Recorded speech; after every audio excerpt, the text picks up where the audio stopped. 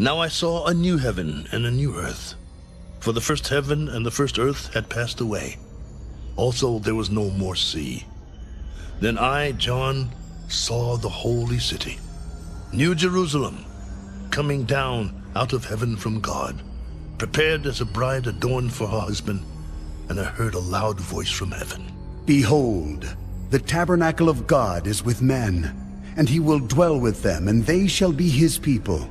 God himself will be with them and be their God, and God will wipe away every tear from their eyes. There shall be no more death, nor sorrow, nor crying.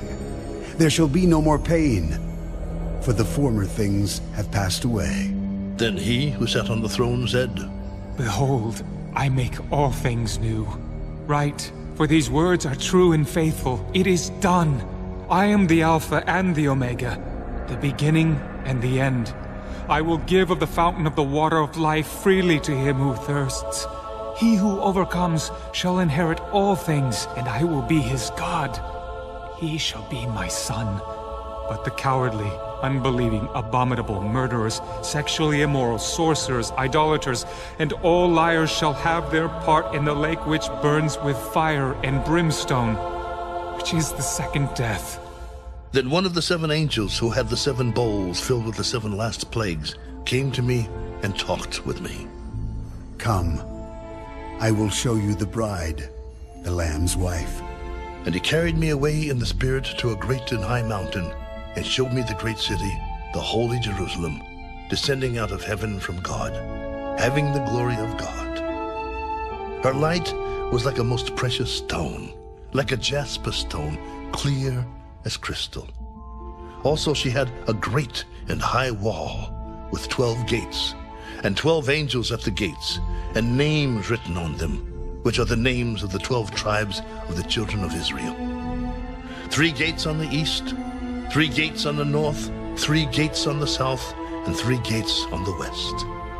Now the wall of the city had 12 foundations, and on them were the names of the 12 apostles of the Lamb. And he who talked with me had a gold reed to measure the city, its gates, and its wall. The city is laid out as a square. Its length is as great as its breadth. And he measured the city with the reed, 12,000 furlongs. Its length, breadth, and height are equal. Then he measured its wall, 144 cubits, according to the measure of a man, that is, of an angel. The construction of its wall was of jasper, and the city was pure gold like clear glass. The foundations of the wall of the city were adorned with all kinds of precious stones. The first foundation was jasper, the second sapphire, the third chalcedony, the fourth emerald, the fifth sardonyx, the sixth sardis, the seventh chrysolite, the eighth beryl, the ninth topaz, the 10th chrysoprase, the 11th jacinth, and the 12th amethyst. The 12 gates were 12 pearls. Each individual gate was of 1 pearl.